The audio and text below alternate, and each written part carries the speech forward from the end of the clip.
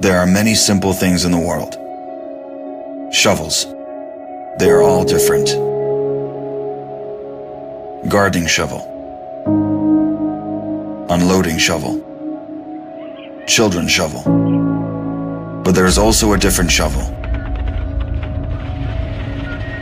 We use it when we come to the position.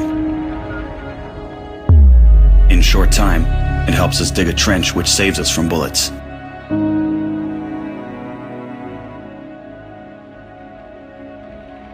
If a tank will pass over the trench, there is a high probability that it will not cause any harm to the soldier. We dig in the ground, deeper, and then connect the trenches with our friends to the left. In just a few hours, trenches are all connected.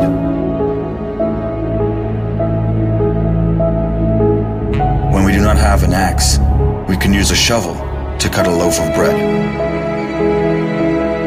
A soldier uses a shovel as a paddle, crossing the wide river under enemy fire. If we run out of ammunition, we will use a shovel again, and then we'll move on.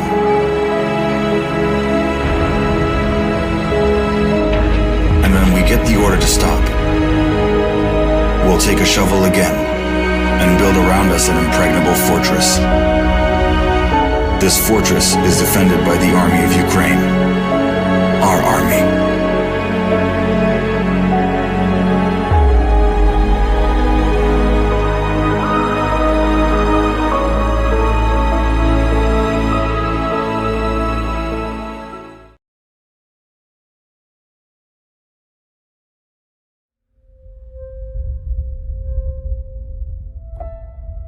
A lot of people look at us as robots or just out doing a job, but everything we see and do affects us just like it does everybody else. A lot of problems with first responders and veterans is that now we're in a battlefield that's very different. I've lost more friends to suicide than I did in combat, and it really hurts. When you push the human envelope to those maximum extents, physically, psychologically, emotionally, and spiritually, and then you pull that plug, nothing prepares you for the silence. Nothing prepares you for that void. You can't come that close to death without it having some effect on you. I'll never forget my wife telling me, you know, you're not the same Brett that I married. What War Horses does is it puts you in that environment to, in essence, look in the mirror. But that mirror's that horse. And that horse is going to tell you where you're at. You got to relax. You got to calm down. You got to slow your mind down and just think about this one thing, controlling that horse. The first thing we do before we get on a horse, we breathe. Let go of everything. Let go of everything in your head. If I don't let go of everything, I cannot be present with the horse. It's magic. I just started crying. It was the first time in my life that I literally let everything go. Compassion, generosity, love, all of these things trickle back into what it is to be a human being. It's completely changed me. All the confidence I had lost, it started coming back working with these horses. They've given me my life back.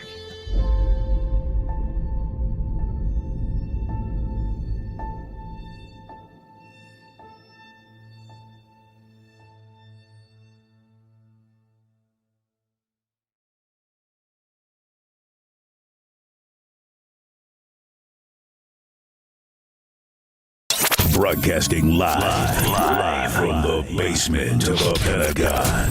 This is WTF Nation Radio. WTF Nation Radio. WTF Nation Radio. Whoa, whoa, whoa, whoa, whoa. Do you ever have one of those moments where you think, how the hell did I get here? Jeez, what happened to me? I was ruling the galaxy, had a cherry new battle station. I mean, this place had an omelet bar, a straight-up omelet bar. And now look, my former intern's tossing me down a bottomless freaking pit. You know, come to think of it, my whole life has been a series of what the moments. That was my out.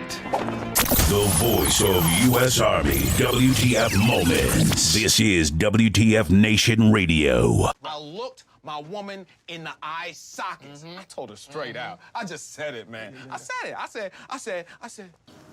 I said, bitch, I'm the man of the house. Yeah, you said bitch, though. You called your wife a bitch. Yeah. This is a public service announcement from C.T. Fletcher. I will not contribute to the pussification of a nation. Get your punk ass out there and work for it, motherfucker. Let's roll.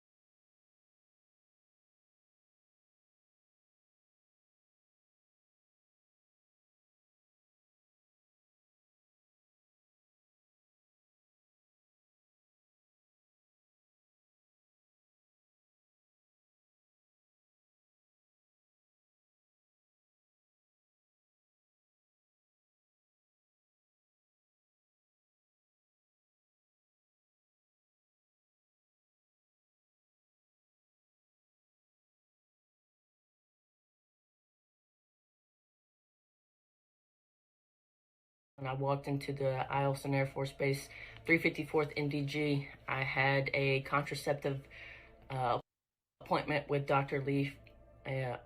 Frederick Lee Petrick, and did a urine analysis, and basically, gave me a pat. It's like, Airman Hardesty, you're good to go. That pathology in itself had signs that I had malignancy and mature cancerous cells at that time. February 10th, I report to sick call. I'm like, hey, something's wrong. I can't really breathe. I'm not doing well. You just have COVID. Go get tested. Okay, get tested. No COVID. Hey, I call later back at about 14:30. I'm like, hey, I need help. I cannot breathe. You just have to isolate, rest.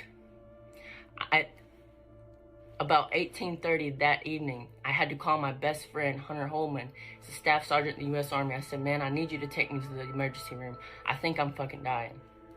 He's like, oh shit, gets me over there. The attending physician, Dr. Susan Tate, takes a look. She's like, oh, yeah, you don't look too good. They get me some antibiotics, get me hooked up to an IV. Airways finally open up. And even though I had a literal mass almost on the side of my neck, acute tonsillitis, go home. Just if you start dying again, please fucking come back. But unless that's the case, got an ultrasound and they found another mass, but this time on my right ovary, the only ovary that I have left. It's not as big, but nonetheless another mass. So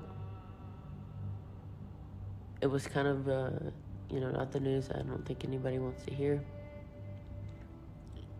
But I do know that this part of this feeling pretty good. The tumor is actually shrinking. And I can't wait for this next chapter.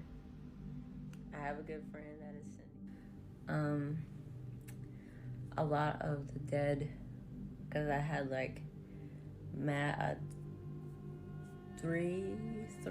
four masses of dead cancerous cells that are gone as well. And, I'm still swollen, but besides, I still have pain, it's the swelling, but other than that, I no longer really need my oxygen at all. I'm getting a little stronger day by day. I just had a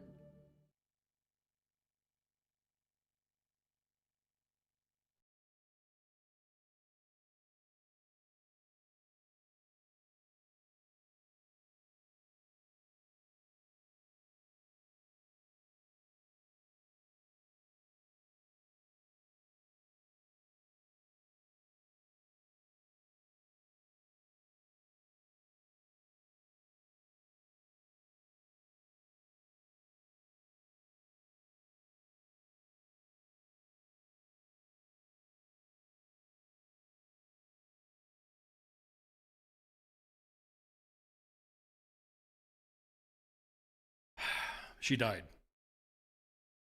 Senior Airman Emily Hardisty died. So I'm really fucking done with the way MilMed has been treating our service people. I really don't fucking blame anyone for not fucking joining right now. Normally at US Army WTF Moments and WTF Nation Radio, we highlight the what the fucks, we highlight what's been going on, and we legit fucking encourage our audiences that the military is not that fucking bad. But I'm not going to fucking sugarcoat this shit. Tonight I'm going to talk about this story, and I'm going to talk about another one. Emily Hardisty was given so much fucking shit for posting stuff on TikTok. Now, everyone we know, we like to fucking, I don't want to say we like, but we're always that, hey, those leaders, hey, you shouldn't be posting shit on TikTok. You shouldn't be posting shit on TikTok. Don't be posting that stuff on TikTok. This was our only avenue. Her only avenue of telling people what was going on. To tell the world what was happening with her situation with military medicine. You know, the president just signed an executive order ensuring that UCMJ action or sexual assault cases and sexual harassment cases are taken out of the chain of command. I think this is something else that needs to be taken out of the chain of command.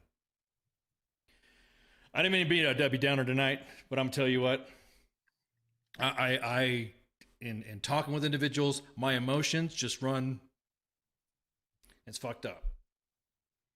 I'm kind of speechless. No, actually I am speechless. And you know me, I could fucking blab a mile a minute, but I'm speechless as shit. This next, the other story that we're going to talk about, we're going to cover later on in a minute after we discuss this. But tonight, I got my man Massey joining me. What's up, bro? How you doing? Hey, man, good. How you doing? So I didn't mean to.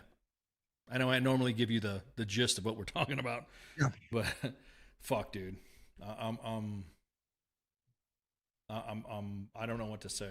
I really don't. Yeah. I'm trying to keep my emotion together, only because I have daughters. You know what I mean? Yeah. And I have sisters, and so mom, everything that happens like this. Yeah. Some of the comments that I'm seeing in there already is that they're upset because they couldn't sweep this under the rug. Yeah. And and not to sound ignorant, prior to the show is the first I've heard of this, right? Like you said, you kind of mentioned to me right before we got kicked off. So is there any backstory that you can share a little bit other than just the little snippet? Well, basically, she basically had gone in to see, again, like she said earlier in the video, is that she went in, she said she wasn't feeling good, and they kept blowing it off and blowing it off and blowing it off. Right. And when it finally got to the point, the cancer had spread. It was cancer. And so when that happened, I don't know what to say. You know what I mean? I guess length of time. I got watching the TikTok videos. I'm assuming it was not a long period of time. It seemed like it was a pretty quick progression through everything, which is awful. But right. So she passed away 21 July of ovarian cancer. Yeah. Which that in and of itself is borderline infuriating, because since ovarian cancer is one of the more treatable types of cancer if caught early enough. Right. I mean, to the point to where she even, everybody was like saying legit, hey, there's something wrong. There's something that yeah. It sucks because I have had experiences with MilMed, and I'm sure you have too. 100%. And you know that it can get pretty. There's individuals out there that get offended when you tell them they're not doing doctor stuff right. Does that make sense? Like, right. Yeah, they'll get upset. It's almost like how pilots or hell, even my job of being in PSYOP or being a public affairs person, and it's somebody, or you being a Coast Guard person. Yeah. You would be pissed off if someone was telling you your job, but it's totally different. I mean, I get it. Docs get fucking, they have their. No, they had a thing, man. I don't know restrictions wise, and again, I don't want to get too much shit, but But yeah, I mean, I've not to this degree, but it's always infuriating when you see anyone getting blown off for things. Like with you, it's like a kind of speechless, right? There's no good input, right? For shit like this. Yeah. It's just you, yeah. I So, don't know if I don't know. I didn't mean to bring you down, bro. I know. No, it's fine. I know sometimes you and I talk a little bit before we go on air. That's why I was a little delayed, is because I was trying to keep my emotions in check. You know what I mean? I was really trying to fucking, and like Nicole said in the comments, you really should not have to convince your doctor that you're sick if you're not feeling good. Specifically with MilMed, and I the military has had a lot of advances in medicine. Mm-hmm. That there's no lie about that. Especially when it comes to battlefield trauma treatment, specifically when it comes to some hell, even our military was used for some of the vaccines, and all of the, be it controversial.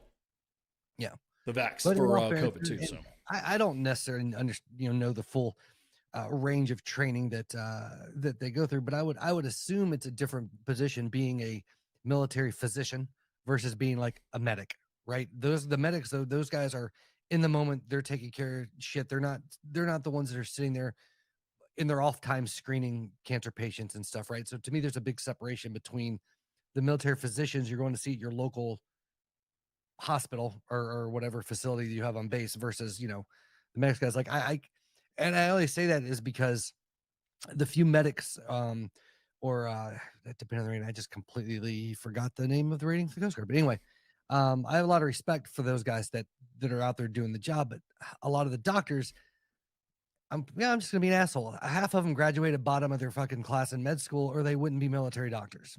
That's just, not all of them. I've met some great docs that were in, but I've met some guys that just like, you obviously couldn't get a job at a private practice, sir. Thank you for your service. Yeah, exactly. Yeah, exactly. Well, U.S. Army WTF Moments and WTF Nation Radio covered a story about a contractor that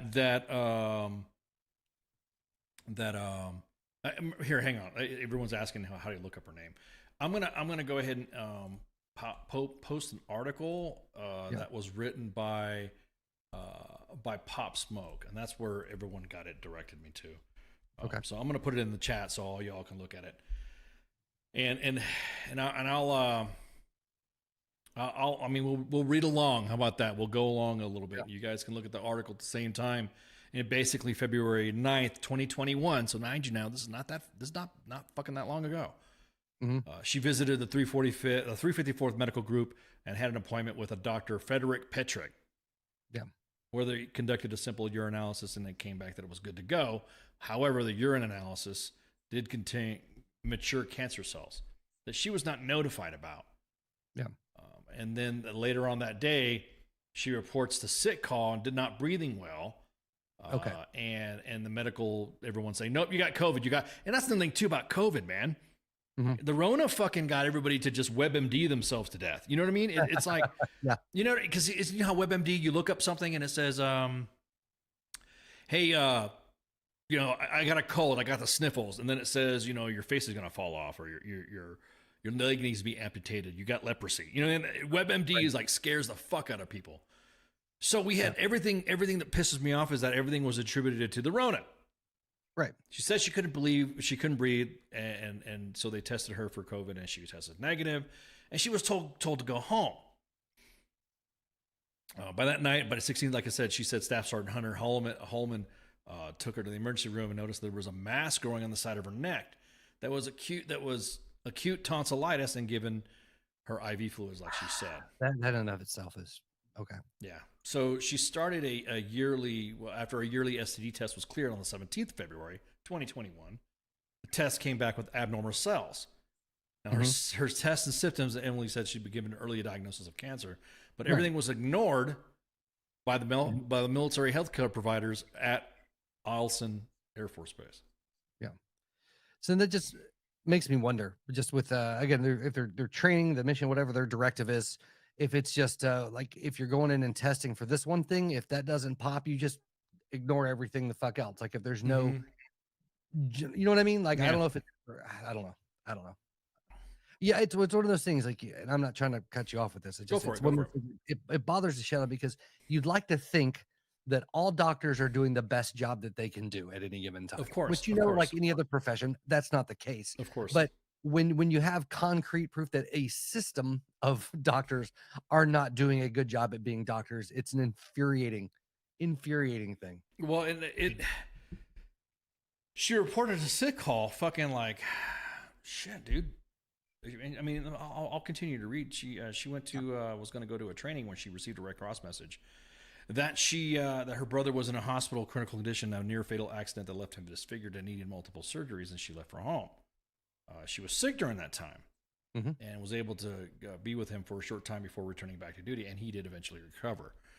From July 8th, July 9th, she went to freaking sick call again, and her yeah, exactly that. MA, it's exactly that. Gaslighting is a serious issue in the medical field. She didn't feel well. Her health was deteriorating. Her master sergeant pulled her from sick call to do a PT test that she eventually failed. She failed to do a PT test. By this time, Emily had described she was saying excruciating pain radiating up through her body and vomiting blood. And then she reports a sick call again. She was able to function. And Dr. Patel noticed that her abdomen was distended. And after 5 months after her symptoms started, orders a fucking CT scan, and she went to Bassett Army Hospital in Fort Wainwright, Alaska. After the scan, she was told to wait because something wasn't right. Dr. Sheridan told Emily that she had a 10-pound tumor growing on her left ovary and was possibly cancer. Jesus Christ.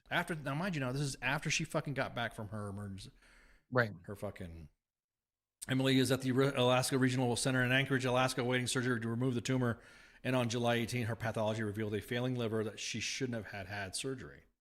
Doctors operated on Emily, further endangering her life. They removed her ovary, her left ovary, her fallopian tube, and appendix. When she received her staff sergeant rank, but the rank revoked due to the fact that she was getting out of the military. Which, that's another policy thing. If you're selected for promotion and you are getting out of the military to no fault of your own, you are promoted to that. Because I know a lot of individuals that have been like that. Yeah. They made the list and they had to get processed out for a medical. They got to keep their rank. Right. She noticed symptoms again in November 2022. This time she made series of TikToks and she criticized the military health providers, like I was telling you before. Yeah. Yeah. But she criticized the military for blatantly and willingly dismissing her symptoms and ignoring labs. They might have saved her life. She was almost given a dishonorable discharge. Jesus. But that was revoked, and she ended up getting her honorable discharge to keep her benefits. Yeah. There's a GoFundMe inside the article, by the way, if you guys want to look it up. Due to the stress of her cancer, it caused also the misdiagnosis, feeling sick for months. She reached a breaking point, and the Alaska DA was building a case against her to speak about her condition for expressing concern that the doctor would hurt someone else.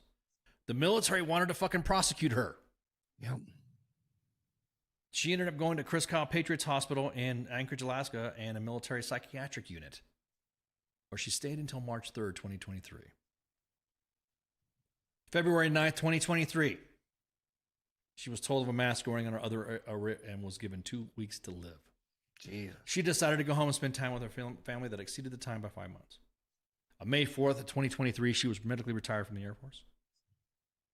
And she spent her time reconnecting with friends and family and posting TikToks and letting everybody know what her health progression was. She also used her platforms to speak up about experiences and talk to military malpractice. Yeah. Those that knew her best said that she was never afraid to speak up of any type of injustice or wrongdoing. She was always the first to stand up for what's right.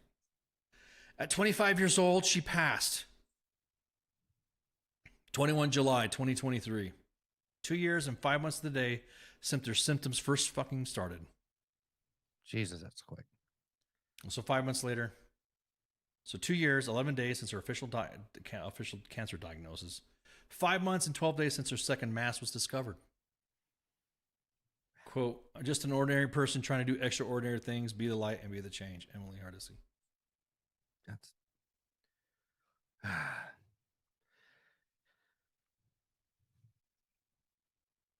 So I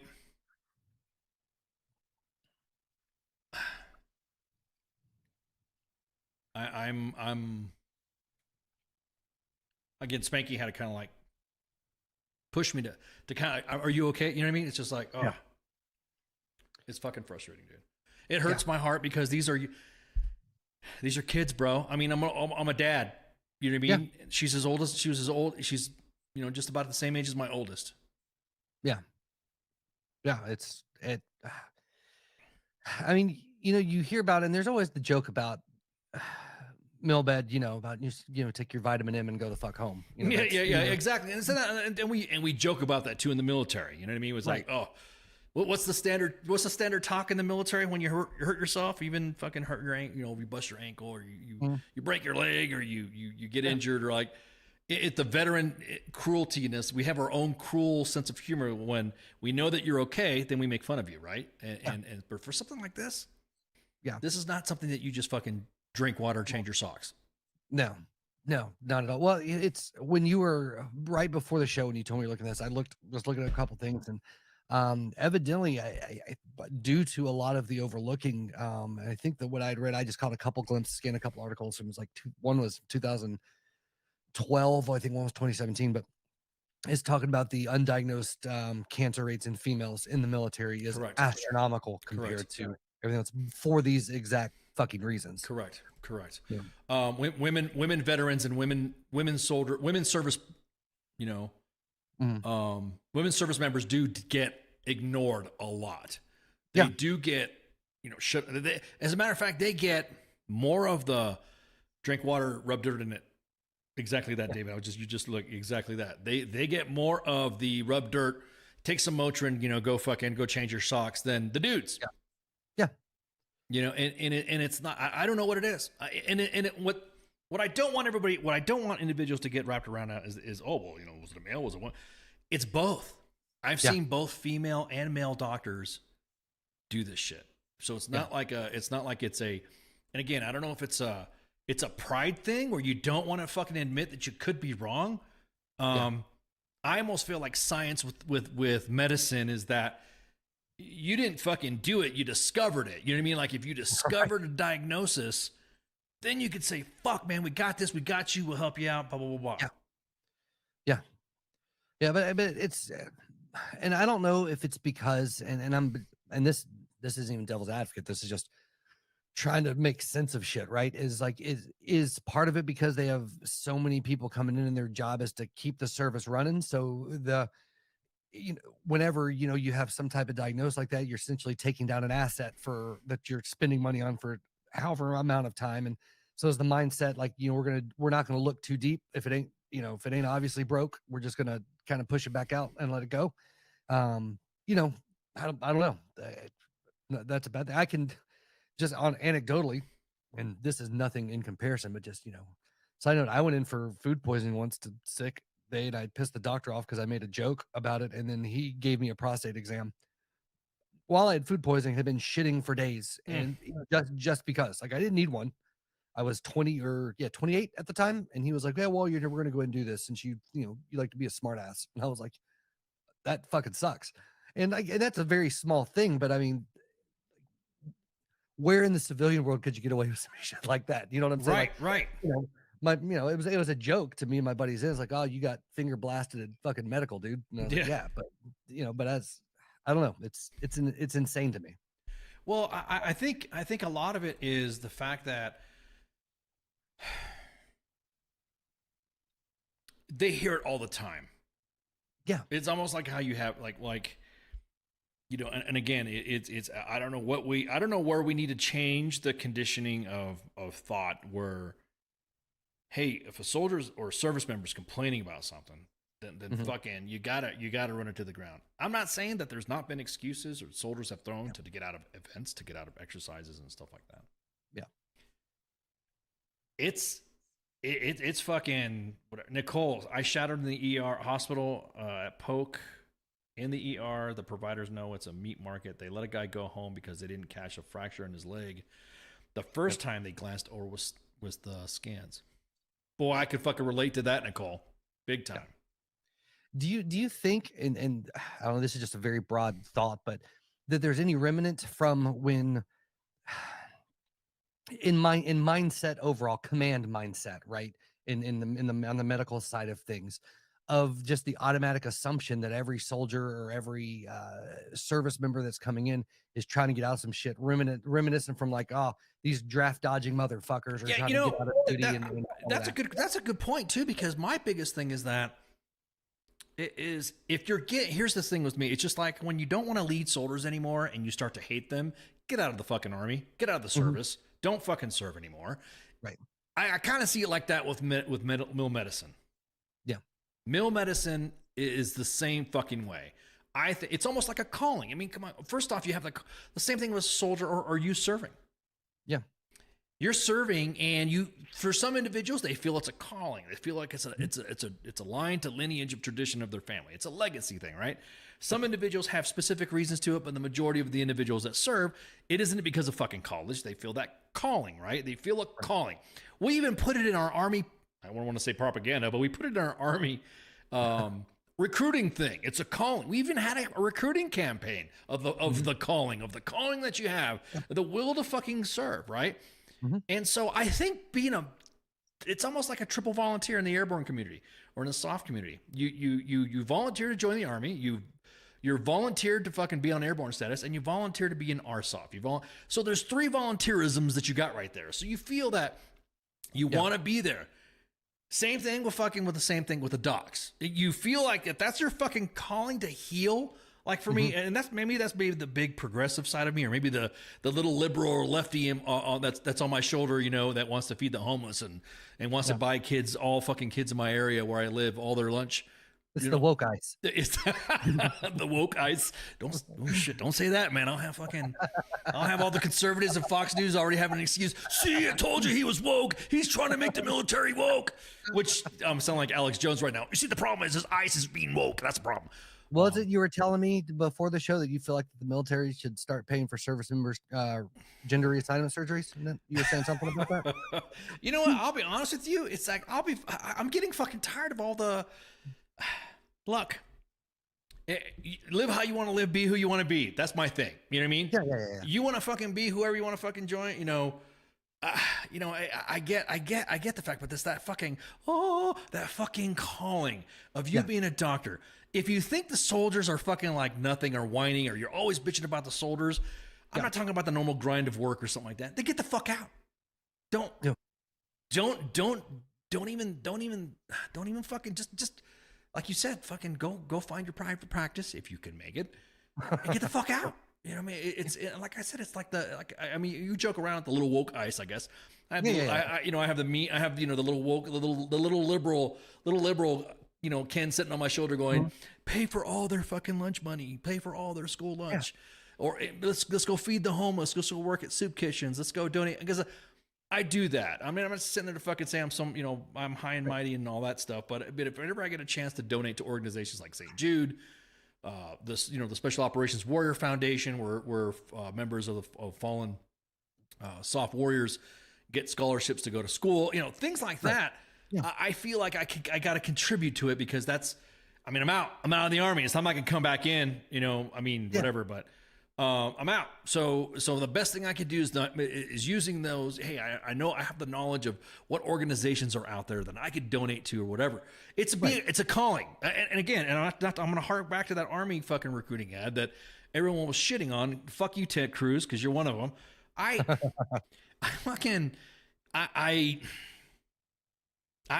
just don't. Specifically when it comes to mill medicine, it's almost like that's the extra oomph, the extra shelf of fucking, hey, you need to pay attention to detail, motherfucker, because people's lives are at stake. You know what I mean? If anything else, we were able to advance battlefield trauma treatment, what they call it, TCCC, tactical combat casualty care and stuff like that. We're able to assist in our first aid. You think now that the Infinity War is over, that's where we can focus now. We could focus on mill med at home. We could focus on garrison stuff. We could focus on getting soldiers' health, because I don't think the Army wants to admit, or the military, because this is a DoD thing.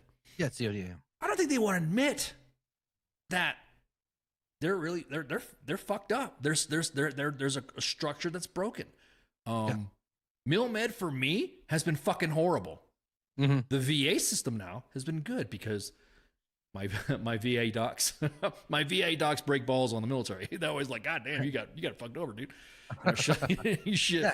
Yeah. So for that, like you said, it's like one of those things to where it's already, you should already be at your A game treating our service member. I mean, right. Every event should be a new event and a possible way to discover.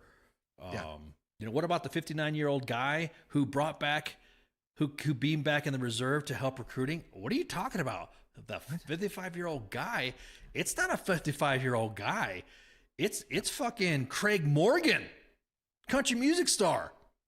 Yeah, damn. He came in and he re-enlisted. Craig Morgan came in, re-enlisted, and Massey, if I get a fucking picture up here of Craig Morgan. Yeah, how does that work? How does that work? How does that work, bro? It's bigger a fucking sack than Jason Aldean. Oh, saucy, spicy. Look at that. He came back in the Army. Oops, sorry, military exclusives. Sign up for Task and Purpose military exclusives. That's, of course, I'll be getting my information from Task and Purpose. Craig Morgan. Yeah. 59 years old. Decided to say, fuck it, I'm coming in.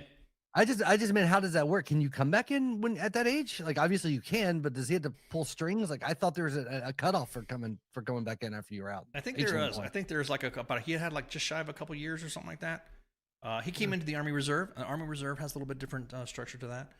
Okay. Yeah, I thought you had to be like you couldn't be no older than like 40 or some shit like that. That's for initial entry. That's like for initial. But he's a veteran already. He's been a veteran already. Yeah. This dude was in the 82nd. He was a fucking fire support specialist. I won't hold it against him that he's an artillerist. That he was an artillery. He's a red leg. You know what I mean? He's a fire support specialist. Served on active duty for 17 years. Time with the 82nd Airborne Division, the division. Nice. Was involved in the invasion of Panama in 1989, where some of you weren't even fucking born yet.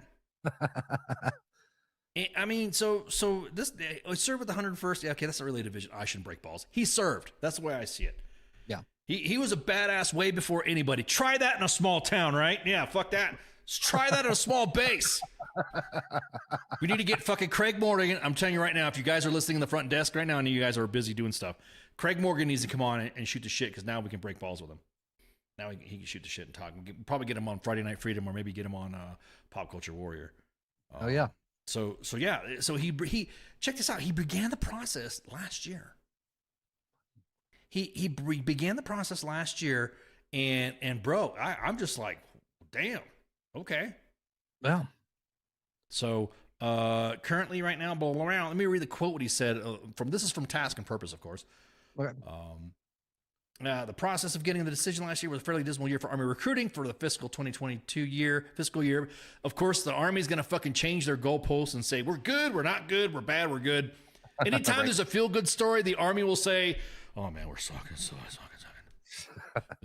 Yeah, this guy should be, maybe, yeah, exactly. Maybe we should, exactly that, Pep. He's the guiding light for Team Holt.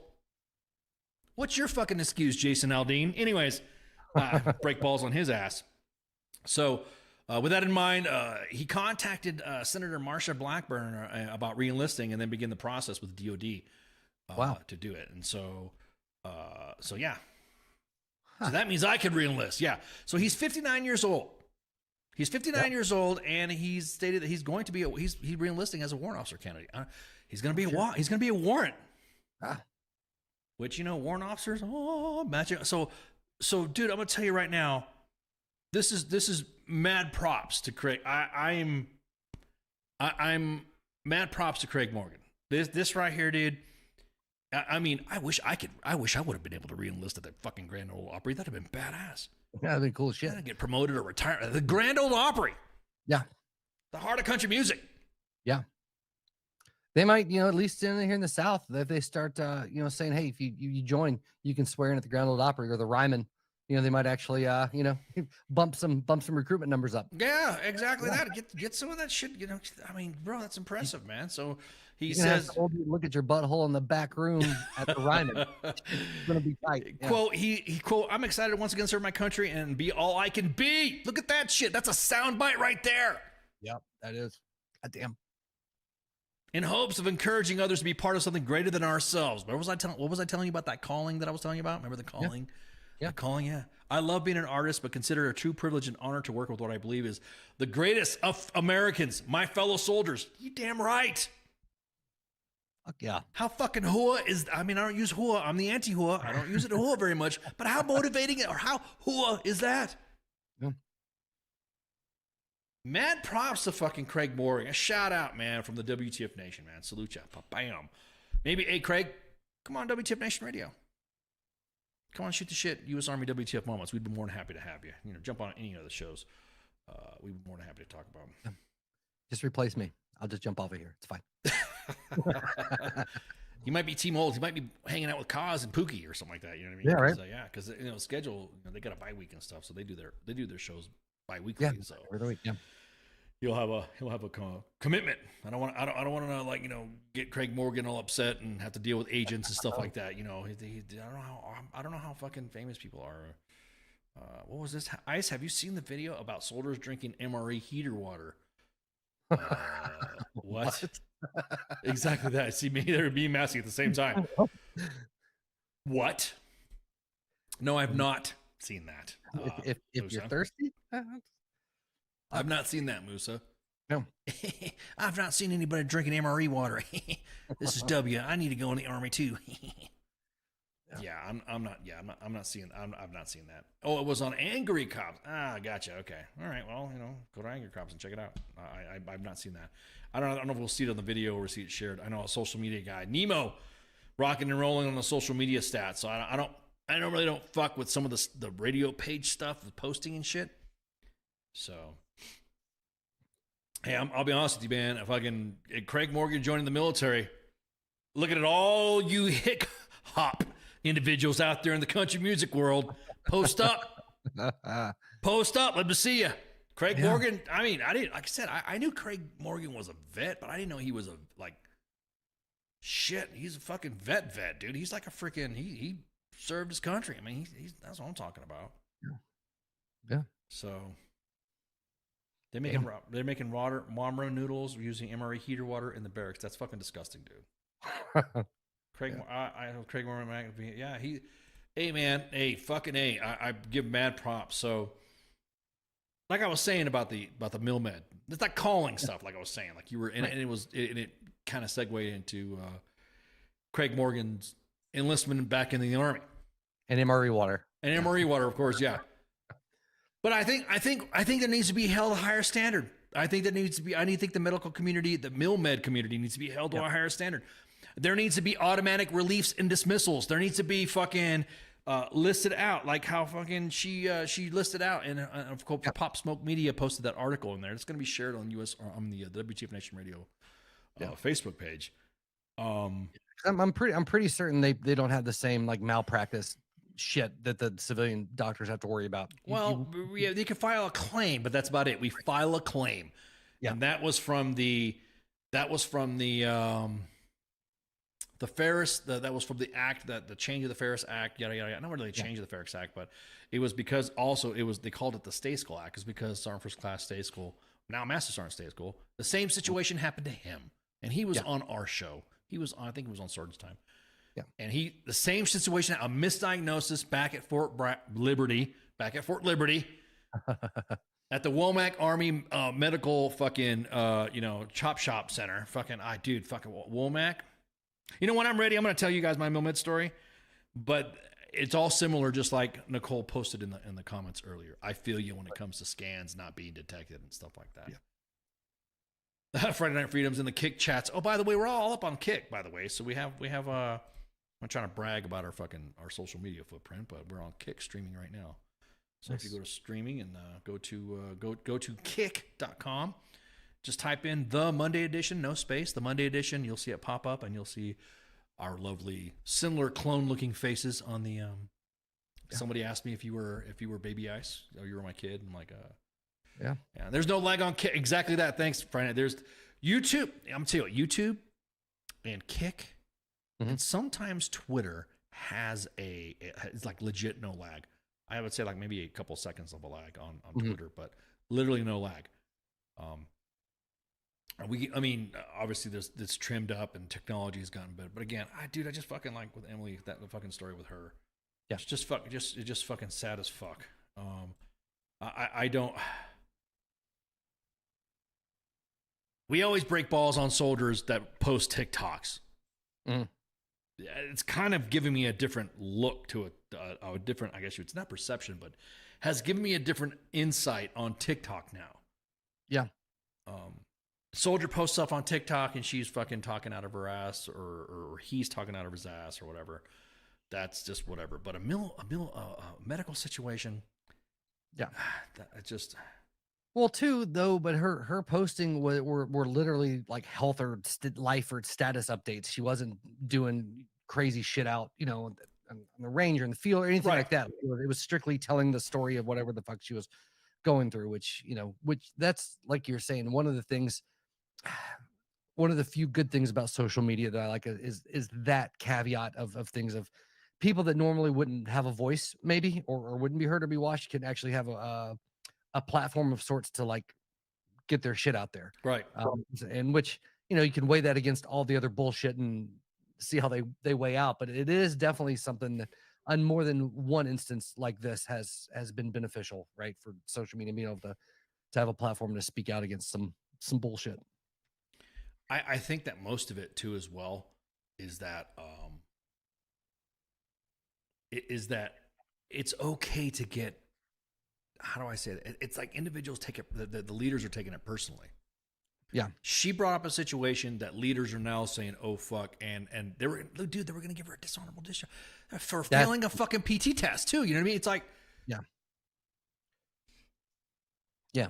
When you got dudes rolling around with fucking however many DUIs and never been booted out with a dishonorable, I'll get less than honorable. I'll be honest with you. I think the reason why some of the Army social media policies was due to the fact that U.S. Army WTF moments and it's over a decade of fucking service has been calling it out. Yep. And I think that's why they changed it. Keep posting. There's nothing, you know what? Well, if you are correct and you're right, you're impenetrable, man. You can. And Emily, Senior Airman Emily Hardisty, Hardisty, I don't want to mess her name up. Emily Hardisty, was posting shit that was just happening to her. She should not have been punished. She should not have been given any shit or been told by the leader she was a pathetic airman or whatever. That should have been, she should have been listened to. 100%.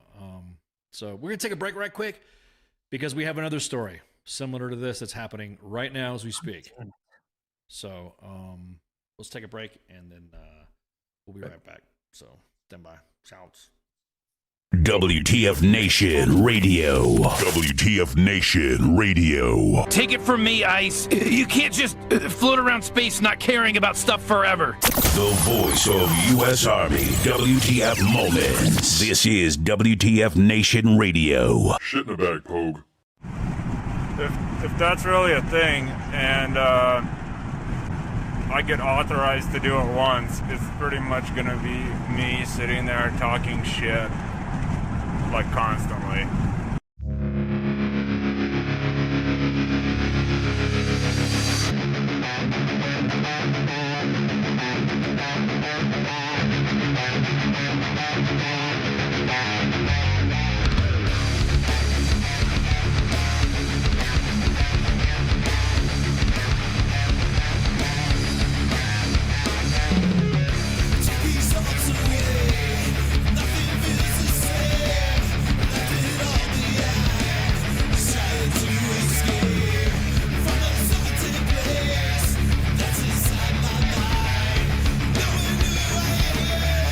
Knowing that I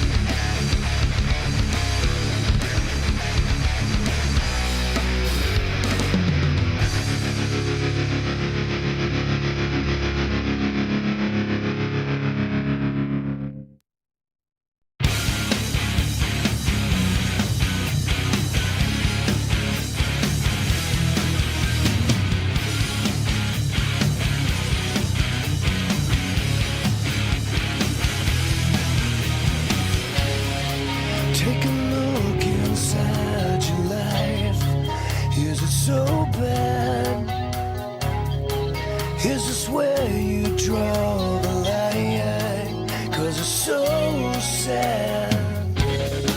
Tell me where you lost your faith. Is it so bad? Couldn't see it in your face. And it's so sad. I'll wait until you come back. Come back down to me. I'll wait until you come down. Come back down. While you keep it in your head. Is it so bad? Never heard a word you say it. And it's so sad. Tell me when you lost your way. 'Cause it's so bad. Won't see you when I pray. And it's so sad. I'll wait until you come back. Come back down to me. I'll wait until you come down. Come back down to me. I'll wait until you come back. Come back down to me. I'll wait until you come down. Come back down. Is it what you want? Is it what you needed now? Is it what you breathe? Is it what you're bleeding now? Is it what you feel? Is it what you're feeling now? Is it what you wanted?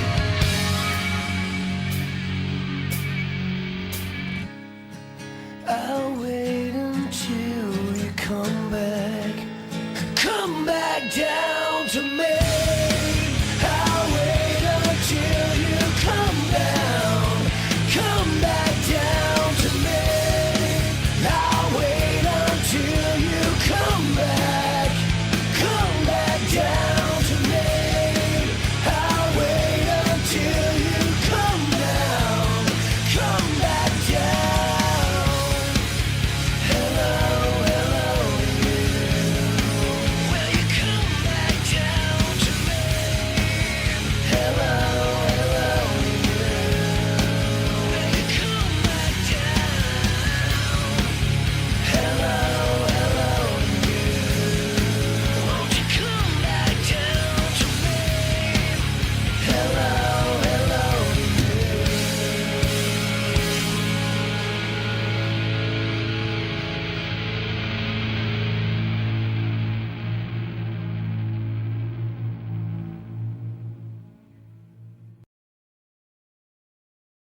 I am here determined to stop this future atrocity. What is this Facebook Live?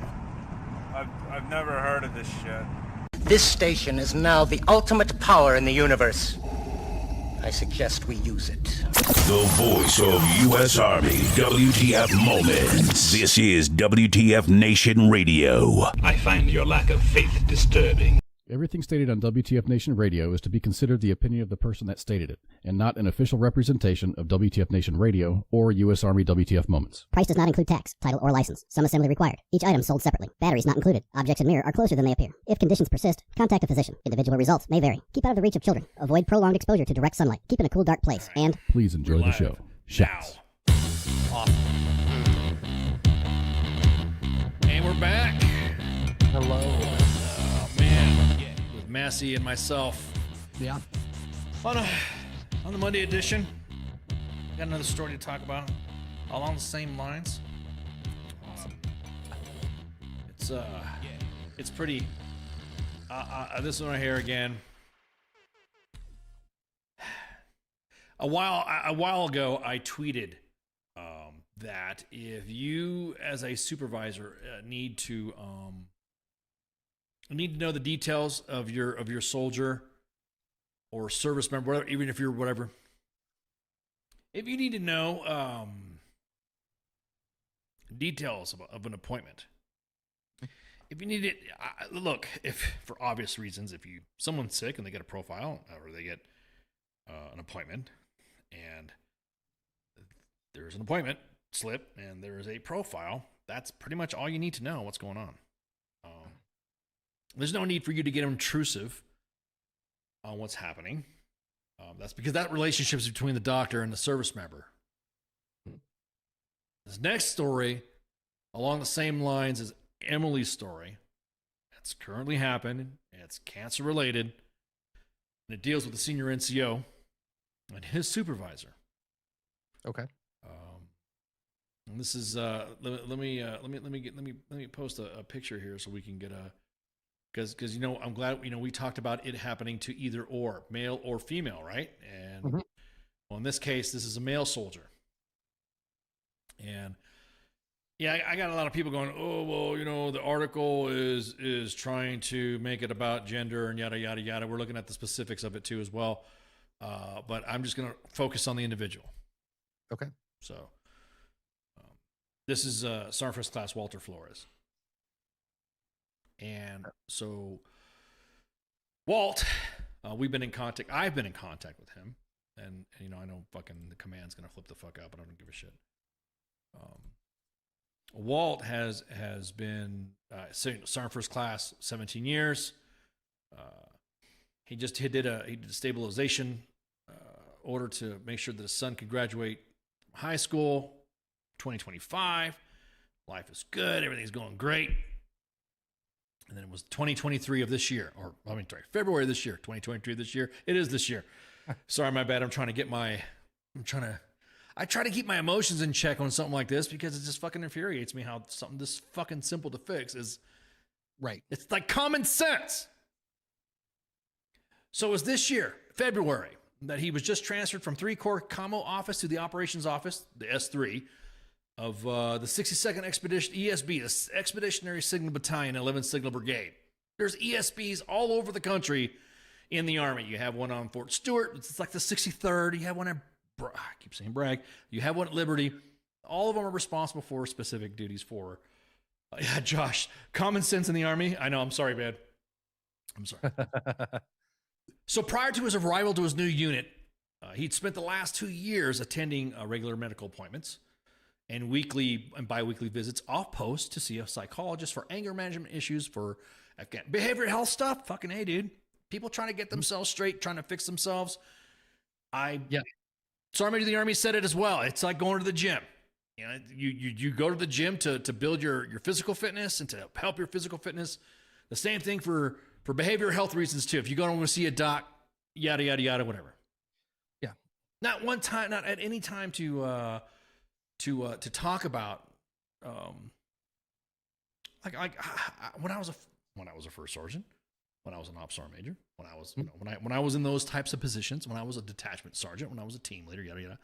If somebody said they had to go to an appointment or had to go do something or see someone or talk to someone, roger that, cool. Let me know what's up. How long are you going to be? How long are you going to be gone? And it's not because I'm trying to be nosy in that. It's because I wanted to make sure that I didn't schedule that individual for anything. Yeah. I didn't put anybody on a calendar or didn't put anybody, or, like if I was like a jump or something like that or whatever. Well, details for scheduling are different than details of what the fuck they're Correct. And usually when it comes to behavioral health or any specialized treatment, kind of like fucking, kind of like the same, kind of like I just left it alone. It's just like, it's just, again, I didn't feel as a leader to fucking get involved with my troops' specific situations when it came to something like that. Unless they came to me and said, First Sergeant, or hey Sergeant, Mass Sergeant, for Sergeant Major, whatever, hey, I got an issue. I need somebody to talk to you about. And that's when I'll be like that. But it's always kept the rule. Kings don't kiss and tell. The rule, that rule right there. We especially as a leader, especially the WTF Nation inbox, especially the WTF Nation radio inbox. If it hits here, I mean, I lose my fucking credentials and my whatever for posting people's fucking personal shit all over. Yeah. Because it's between us. That's the trust that we build, and the reason why people keep coming to WTF Moments and WTF Nation radios, because we don't go fucking blabbing everywhere. We don't fucking do whatever. These are my fucking soldiers. You know what I mean? I'm not there for fucking generals and colonels. I'm there for the troops, for the sergeants, for the squad leaders, for the vets, for the retirees. So he had spent 2 years Walt had spent 2 years attending regular medical. Again, that is not uncommon. Nothing out of the ordinary. And then Culver kept his medical and health. He kept going, continued going to the appointment. And of course, everybody knows that after about 17 years of service, you get beat up. There's things that you need to go to. You need to go see. You need to get, whatever. Appointments aren't new.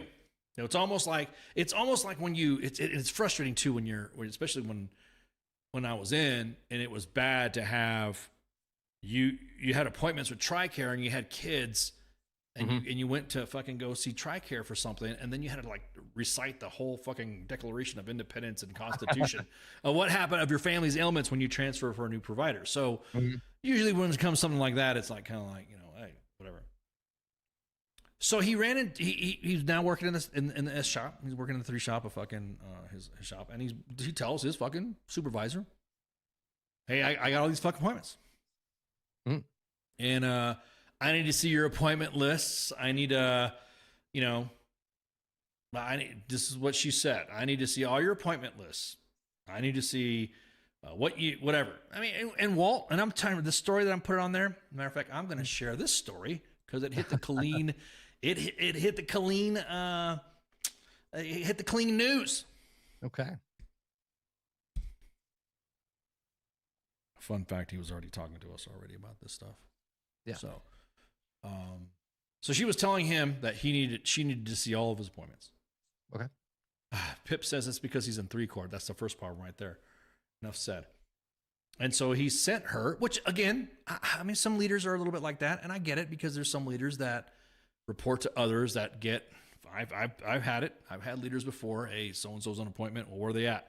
If you don't fucking know, you kind of I'm not saying you're like taking up for them or you're helping them sham out. Or you're covering for them. It's just nothing wrong with it. Some leaders do different things. Different strokes for different folks. Type of leadership. So he sends her all the appointment lists, the name, date, location, and he redacts everything like what he's got going on. Right. And so he reports what's going on. He reports what's happening. Hey, this is what I got going on. Yada yada yada. And I've done this the same. Yep. As a matter of fact, I've had my soldiers do the same. Hey, Top, I'm going here. I'm going to go. What do you got going on? I got a behavioral health appointment, and then I got to go see oncology. Okay, cool, thanks. You got an appointment slip and all that stuff. Because I don't want to schedule you for a jump, or I don't want to. You would think it's this fucking common sense bullshit, right? Yeah. You would think, of course, fucking said in the comments. So he redacts some of the personal data of why he's going. I mean, I think personally, Sergeant First Class Flores gave a little bit more too, but again, he was a drill sergeant and all that attention to detail, all this other stuff. It was well within his rights. He can do it. She was well within her rights to ask, yada, yada, yada, yada, whatever. Yeah. So he redacts the personal stuff of what's happening, of what's going on. It's like everything, the name and the location, date, but redact everything else. So redact the name of the doctor and how long the appointment's going to be, yada, yada. It's, urology and oncology. And I'll tell you what's happening. He erases everything minus his name and the date and location of the appointment and sends her that information. Right. Wasn't good enough for her. She said, I want everything and the reason why you're going to this. Why are you going to see this department? Why are you going to see this doctor? Why are you going? God damn. So he's like, yeah. No. Like, yeah, exactly. I would say the same thing too. No.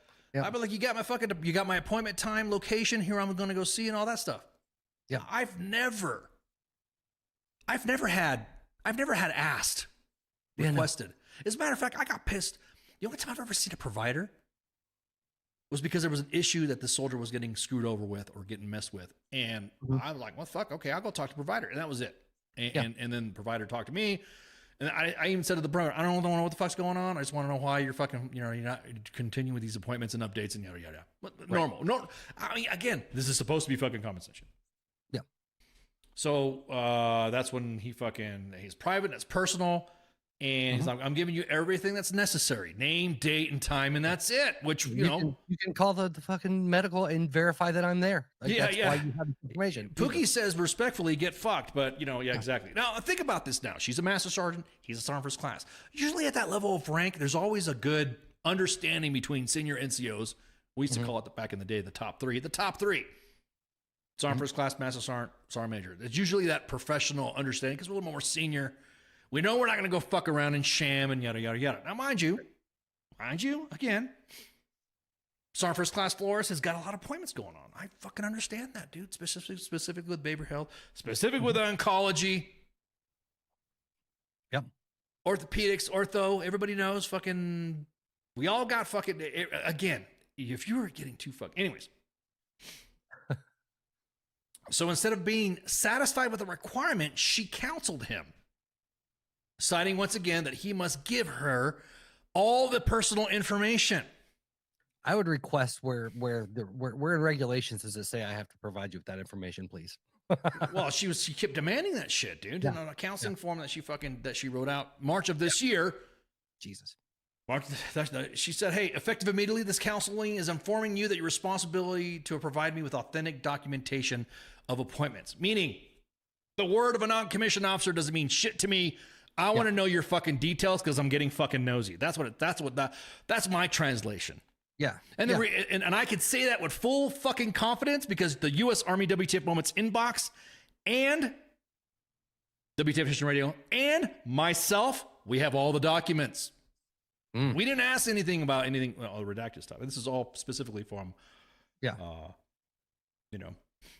So again, a senior non-commissioned officer talking to another senior non-commissioned officer, and I've had this as well. I mean, come on, like I said, I've had soldiers in the company, sergeant first classes and master sergeants, and they say, hey, Top, I'm heading out. I got an appointment to go to. I got an ortho. I'm fucking fucked up on that jump. Yada, yada, yada. I'm like, all right, 3 bags full, man. Make sure you have good luck. Kind of joke around. Make sure you drink more water. Make sure you drink, make sure you take more. It required him to provide unredacted copies of the appointments. The only acceptable form of documentation from the provider not originating from him. They're stating there's nothing confidential on the appointments or anything that violated HIPAA. We could go back and forth in the argument of the HIPAA argument. I'll be honest with you. I mean, the legality, the stuff like that, when it comes to this, to me, it's more of a leadership / IG issue. I would have attacked that. I mean, you know what I mean? I'd be like, what the fuck are you doing? Yeah. I'd pull her to the side. If I was a fellow master sergeant or a senior, what the fuck are you doing? Man, are you fucking for real? Yeah. She required him to post appointments at least 2 weeks in advance. Now, you damn well know. Yeah. Thank you. Exactly. You know for a fucking fact, you can't get an appointment for shit 2 weeks in advance. Yeah.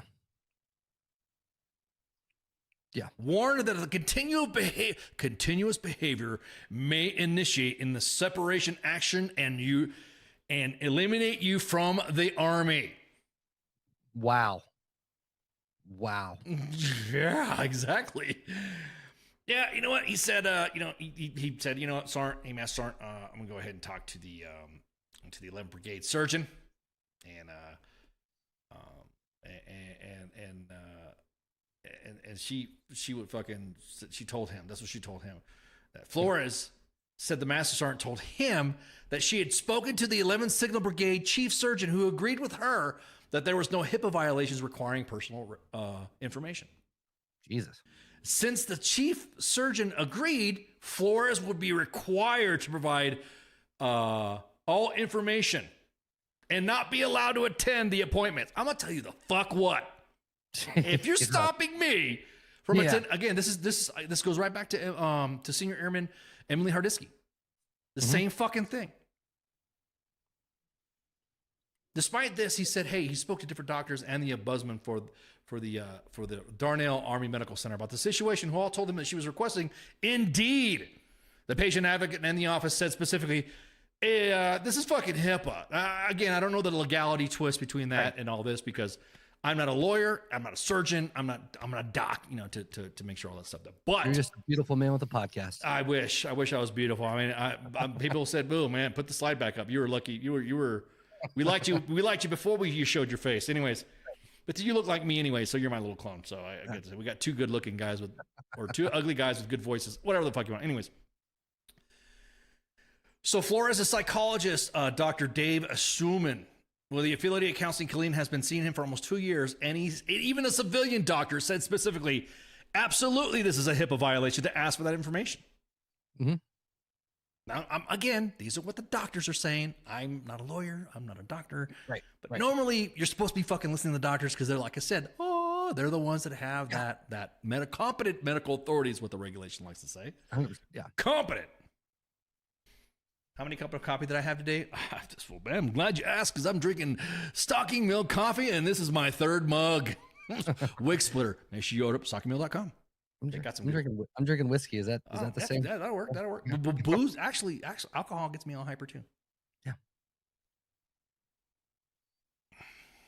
I have my dark ice. Yeah, my dark ice background. I already said to the guys, I'm gonna put more light behind me. Yeah. I got red on one side, but then I need to get red on the other side. So, anyways, so the doctor even said, now mind you, the doctor's saying this to the media. He can be a very angry young man, and he's been working on his anger. Again, behavioral health stuff like that, fucking A, dude. I'm happy for individuals that want to go out and exactly that, Josh. That's not the Gold Corp standard, exactly. Maybe we need to get Walt the fucking Gold Corp jacket or Gold Corp t-shirt. Yeah. But I guess I digress a little bit, but. Did he stick to his guns? I mean, I'm still telling the story around the campfire, bro. Sorry, that's why the background got dark. You have me on the edge of my seat here, man. Well, I'm listening to the fucking chats. I got to engage with the audience. So the doctor says he's working on his anger. Again, once the thing, I really applaud individuals who go to seek behavioral health, especially when it comes to anger management. Everyone goes through it. Male, female, doesn't matter. Veteran, civilian, whatever. Right. Everyone goes through that. But he didn't express it at work. He feels it, but he was always respectful of command. Yes, man, no, man, 3 bags full. I mean, the guy was a former drill sergeant. I think they teach anger over at fucking drill sergeant school. You know what I mean? It's like, you're too nice. You have a bowl of hate, have a bowl of anger, and there you go. That's what drill sergeants are like. I was scared of my drill sergeant until I saw him permanent party, and I was I was a staff sergeant, and he was a master sergeant. I'm like, drill sergeant? And he's like, I remember you. And then I went to another unit and I saw another drill sergeant. I was like, fuck, what the fuck? So this is the doctor, but inside he feels embroiled with rage sometimes because of the stupid crap that goes on. A lot of combat veterans feel this. A lot of veterans who have been in combat environments, a lot of solitude environments, a lot of areas where a lot of things go right because you're by yourself, and not having to depend on individuals is what gets a lot of anger. I mean, it's like, have you not fucking... Yeah. Yeah, Ice, don't let your story last so long that you roll into a smoke pit on Wednesday. David, just guess what? Just for that, I'm hosting the smoke pit on Wednesday there. How about that? How about that? Okay, so... what I want. Yeah, exactly. So he may go home and just shut down because of the overstimulation of anger and work and doesn't want to take it. Mind you now, this is from another doctor. This is from a legit doctor. He can be extremely controlling, but he's been dealing with that as an NCO, and it's a horrible HIPAA violation to give him unredacted information. The psychologist even added that the entire situation is actually hampering with his therapy. Yeah, absolutely. Like if you already are dealing with heavy anger and rage issues, and you have some dumb asshole that's just feeding those anger, absolutely, it's making it so much worse. His unit quote, and this is from the doctor again, Dr. Stillman, is that his unit can say starting appointments before he got there and acknowledges the anger issues, but doesn't display at work at all. All the counseling and work are absolutely setting back his therapy. His primary issue is that he wanted to go work on his anger issues, but I think I helped him get some skills in order to alleviate and question it. That this is the kind of behavior that triggers him and it prompts it. Flores said that all the commanders implored him to go to the IG and file a complaint, which he did. At that time, he was finally moved from a different office. The IG said in an email, we spoke to the leadership, and they feel that the issue's been addressed and resolved. And looking back at the case, we don't see any violations of regulations and standards, and we consider the matter closed. Yeah, okay. And there you go. As he would say, quote unquote, that's Fort Cav, that's Fort Cavasso's IG for you, where everyone's telling me to go to, include the ombudsman and all the civilian practice, medical providers. I talked about this, and even instead, with the IG, you and I both know that's not true. It's clearly a HIPAA violation. Now, mind you, this is between the chain of command and competent medical authority. Yeah, bruh. If a doctor says to me, "Hey, this is what's happening as well," I'm gonna have to take to work for it, unless my soldier says, "Hey, that doctor's fucked up," or he's a quack, or she's a quack. Right. Well, on top of that, just in general, it's none of your goddamn business. Bingo. Just the little sprinkle, little common sense on top of the you not being a doctor thing. Look at exactly. Well, we're looking at the what Josh said earlier about, or David, one of the guys said about common sense in the Army mixing together. It's like it's like water and oil. You know what I mean? No, So, man, I shit you not. I had my my med board, that whole process got delayed almost a year because there is somebody in the paperwork chain that had worked with me at some point and didn't believe my diagnosis and refused to sign the paperwork. It was all that set me back almost a fucking year. So I not to the degree that this guy, like the whole line, but I mean, I know the rage that comes from finding some shit like that out. You know, something that's not a doctor trying to pull some doctor shit. Yeah. Yeah. Josh says that I wouldn't follow that Master Sergeant through the It's a Small World ride at Disney. I agree. Yeah. So, well, but props to him for holding it together against the chain of command and not losing his shit. well, here's the bomb that I'm about ready to drop right now. Okay. During all this back and forth, he found out he had testicular cancer. God damn. That's why. That helped him going to appointments during this time. That's what that is what his appointments were for. His appointments were for testicular cancer. Now, for anybody going through fucking a medical procedure like that, when it comes to something that personal, when it comes to something that nobody likes to talk about the genitals. I'll just say it right now. People find that embarrassing. Yeah, we joke around about getting kicked in the nuts or fucking, shit talking about, oh man, I pulled my balls or I got a hernia, yada, yada, yada. But nobody wants to talk to, specifically when it's uncomfortable for a man to talk to a woman about their nuts. Yeah. It's just the way it is. We're built like that. Unless it's our mom, our wife, or our doctor, we don't feel like fucking telling any other woman what's going on with our junk. Just like a woman would not want to tell another guy or a guy, unless it's chain of command or whatever, about their junk. Yeah. We're humans. We all got junk. So before anybody jumps on me saying that I'm misquoting whatever genitals are, I'm just talking about junk. Everyone's got their junk between their legs. Everyone has a specific comfort level of who to talk to about their junk. Yeah, lady weens and man weens, but everybody's got a ween. You know? Exactly. I don't know. The way things are going lately in society, you can have penises now for everybody. Yeah, that's true. Anyways, to come to find out that the cancer had consumed 90% of his testicle. Oh, shit. And if we trace back the lineage of the dates of the counselings, you're not going to this appointment, you're not going to this appointment, you're not going to that appointment. Appointments that he did not attend metastasized the fucking cancer. Oh, so she did actually prevent him from going to set appointment. Holy fuck, that's even worse. Well, Flores says that the majority of the appointments where he did not go and do, because obviously he didn't want to fucking get in trouble. Right. He feels that he had gone, he would have been, and I agree with him. I agree with Sergeant First Class Flores. I agree with Walt and his family. God, you guys are in the chats. I appreciate you guys. You're in the chats listening. I see you. Mrs. Flores. Walt, I know you guys are in there. I see you. That had the cancer, had he not gotten so much fucking shit for going to these appointments and decided not to get in trouble for missing a couple appointments, I think that he would have been able to catch the cancer. It's unfucking acceptable. They would have been able to discover it earlier. You know what I mean? Just like Emily again, just like Senior Emily Ardisi. Yeah. He's currently he's currently on convalescent leave and it's metastasized, guy. I mean, it's fucking like he's got documentation. He's got an email, not a counseling, that you will not go to your appointment if you do not give me an unredacted version of why you're going.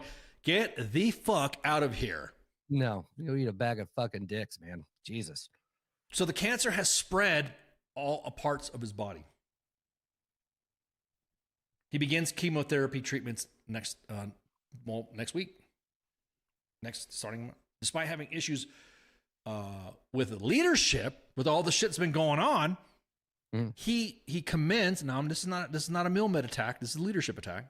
Yeah, or I should say attack, a leadership critique. I guess you'd say, not a medical critique. He says, quote, the care that he's receiving at Darnell Army Medical Center has been phenomenal. Good.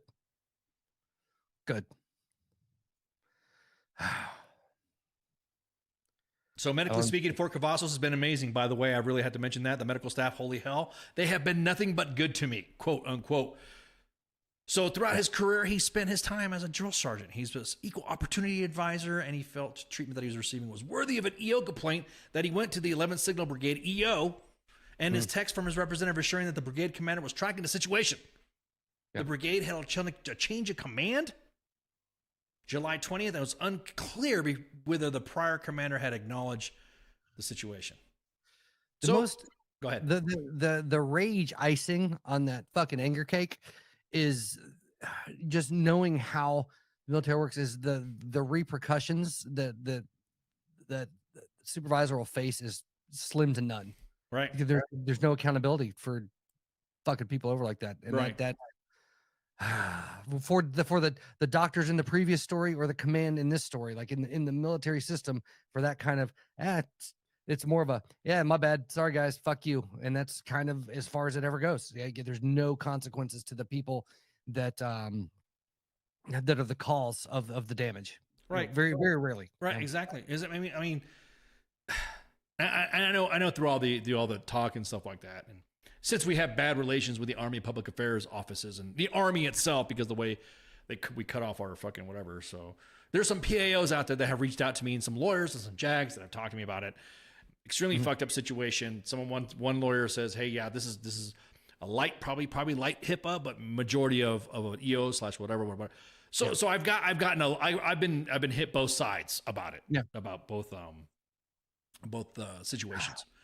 And so this is from Tanya Donovan, Lieutenant Colonel Tanya Donovan. She's the 3 Corps PAO, public spokesperson. Okay.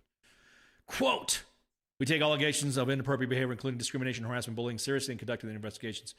And any allegations, ensure appropriate action is taken. These allegations are currently under investigation that are being coordinated and conducted in accordance with Army Regulations 15-6, 35-10, and 600-8-4. As a matter of policy, we don't discuss the details of administrative investigations of our soldiers." Yeah. So on Tuesday, Flores found out that on Tuesday morning that the new command had launched another investigation so quick after finding out a situation, like fucking fast, like the delay of fucking bullshit that Sergeant First Class Flores had to go through. And then all of a sudden, new chain of command comes in, and then they start fucking investigating like fast. Yeah. This is what he was like. He got hit those shit. He said, this is a quote: "I got a call from a major saying, 'Hey, I'm Major so-and-so, and I got a call last night that I will be assigned as the investigating officer for 15-6. I need to speak to you.' I was like, wow, what was it about? Oh, something about HIPAA and a master sergeant." And then he was like, okay, well, let's fucking talk. Let's talk, baby. Yeah. Wow. So later that day, he was to provide a sequence of events on a sworn statement. And now, this is the comment here that got everybody fucking wrapped around the fucking axle. Hey, that's a good point, Pookie. Attempted murder charges. Maybe we should go after, instead of the mill doctors that fuck up shit, we should go after the leadership too. Yeah. That fuck up on this. That's another thing too, is that when it comes to fucking military medicine, you notice that a lot of incompetence when it comes to fucking leadership, or when it comes to leaders, don't get held, their feet don't get held to the fire. Yeah. I want to know what's happening to Senior Airman Emily, what her case, because I'm fucking still enraged about that shit. Yeah. What happened to their leadership? The same thing was happening with fucking Walt's leadership. The individuals that changed the fuck out, are they not going to get fucking slammed too? Yeah. Now that's what I was alluding to earlier, like just with the mindset of the command of even the doctors, like where's accountability? Like is the lack of attentiveness a result of leadership policy, or is it a result of just having some shit doctors, or is it a combination of the two? I think it's both. I think it's both. I think it's both, and I think it's fucking a combination of poor leadership and also poor doctorship. Does that make sense? Am I making sense with doctorship or medicine, practicing medicine, or yada yada yada? Yeah. So here's the comment that everybody fucking got raging about this article, which is but this is a conversation between him and the investigating officer, so it's like fucking no shit. If the sexes in the situation had been reversed, and a male had been asking a female for this information, I asked the IO what would happen in that situation. Flores said He said, that's a good question. And he would be gone if it was the other way. He would, if the situation was reverse, if Sergeant First Class was a Master Sergeant and he was asking that Sergeant First Class woman, I need to give you all my shit, I need to give you all that fucking stuff, he would be cratered in place. Not only would he be cratered in place, but the entire chain of command would be fucking relieved. You would think after fucking Vanessa Guillen, all this fucking shit would be, oh fuck, we need to fucking unfuck this. Male, female, it don't fucking matter. It needs to be everybody fucking needs to lay on the carpet. Yeah. So honestly, the only thing, this is from him, he even says, he's like, he understands what I'll take for the investigation to be completed. A Milmid is more dangerous than a combat tour. Fuck, I know, dude. You ain't lying, Pooks. He understands that it's going to take a while for the investigation to be completed. By the end, there's no animosity towards the Master Sergeant. That's why I want to get that out too. He's got no animosity, but then again, what the fuck, dude? Now, mind you, we've got all the fucking statements and counselings and stuff, and I talked to Walt before, and only when he says it's okay to do it. But the rest of the admin team, I looked at it and I'm like, God damn. I mean, this was common sense from the fucking get. Honestly, and this was what he's saying. The only thing that's done is I want her to listen, if not to me, then somebody who outranks both of us. Right. This isn't about a power trip. This is an opportunity for her to correct her way of thinking. And all I ever wanted from the first email sent, I don't want her to get kicked out of the Army. I don't want to be, and this is what he's saying now, and this is from Flores. This is from Sergeant First Class Walt Flores. I'm not trying to be vengeful or vindictive. I've got cancer. I don't have time for that kind of hate. Yeah. That's a testament of a non-commissioned officer. Just like, yeah, good on him, man. Yeah, good on him. Exactly. I mean, I'm a petty motherfucker though, dude. I would fucking, yeah. That would be like everybody's going down if that was my situation. Yeah, burn the whole. Yeah, everything. Yeah, well, that's what I'm saying. That would happen. That would happen if the roles were reversed. No, like, and been good. I don't know, man. That's much respect to him, especially if he's, been consciously working on all this other shit and that's what I was saying earlier, even during the process while she's, demanding all this stuff to not lose his shit on the command. Like, that's definitely a step above where I would have been. Right. Better man than me. Right. Exactly. Yeah, exactly. And I mean that in a complimentary way, not like in a dicky, like, oh, you're better man than me. But Exactly. I mean, like I said, at that situation, you have to look life. You have to look life in the eyes, and exactly that, Pookie. This would be me because I'm an asshole and I'm a psyop guy. This would be my villain arc. This would be my This would be my Darth Vader in the fucking hallway scene. This would be my fucking name your whatever fucking how. This would be my Joker start. You know what I mean? Yeah. So much props to fucking Sergeant First Class Flores. 100%. And this is what he said. As messed up as the situation I'm in regards of my cancer, the former lack of medical treatment, I'm going to say that I'm glad it's me going through this instead of anybody else. Especially a private who may not know it's okay to say no. I feel I have the knowledge and the fortitude to stand up. You damn right, Walt. Damn right, brother. You do. We got your back, man. We got your back. WTF Nation is behind you, brother, man. Just big bro hugs, man. Big bro hugs to you and your family and your kids. It breaks my heart, dude. It's hard for me to look at somebody in the eye and say, you can join. And then the next thing you know, I'm sitting there shit talking about a situation like this. Mm-hmm. The last of the she's been moved out of the position and moved up to brigade. That's the last update that I got from people. I mean, it took a lot to have Walt, stand whatever. And Walt, if you and your family are listening right now, and I know you are, any other fucking retribution, anything that comes out of this, let us fucking know. Yeah. Let us know. Nasreen, I'm honored that you're listening to us. I see you in the chats as well. You got a community. You have, as a matter of fact, you have more than just a community. You have 1.6 million followers behind you. You have 237,000 followers on WTF Nation Radio. And you even have people from the Space Force listening in going, what the fuck? And a Coastie. And a Coast Guard. Yeah, a Coast Guard's person. Yeah. So to me, all this was going to be a Sergeant's Time topic, but I couldn't wait on this. I couldn't sit on this. Yeah. I couldn't fucking, you know. Josh says, hey, Ice, I lost my mom to cancer 2 months ago, and even though some first-class florist doesn't hold grudges, the masses aren't easy to be held accountable. At the end of the day, she is an NCO, and there is a standard. You damn right. Yep. You damn right. Maybe a letter of concern. Maybe, again, it goes back to the discussion I said, and what Pookie said, too. To what liability does a leader have when it comes to medical malpractice? I get a doctor fucking up. But we have a senior leader fucking up a process. And so at what point does the mill med, which again, he commends Darnell. It's not like fucking Emily's situation. Yep. It's not like her situation where the medical authorities just all fucked up. You have a member of the command actively preventing you from getting the care you're needing to have. Agreed. Exactly that. Nicole's got a good point too. I see her. Yep. Right there. I see you. Yep. I see you. How about an apology? But you know, that's how this type of shit changes and people get held accountable, is when there's community outrage and enough people speak up against it. That's the way, because the DOD in public perception, they don't want egg on their face to a point. They want to, like you said, a lot of shit. They want to look good, and enough shit doesn't get dropped and gets pushed up that it'll that's the only way it's going to change. You know what I mean? Yeah. Or people like her will be held accountable with a nut, but it's got to come with a lot of yelling. Stephanie Sanchez says, Walt was my old drill sergeant, and when I saw what happened, I was enraged, and I'm not surprised from the Army. One of the many reasons why I got out. Yep. Well, I'm sorry that happened to you, Stephanie. Appreciate your service, but that fucking sucks too. I got upset.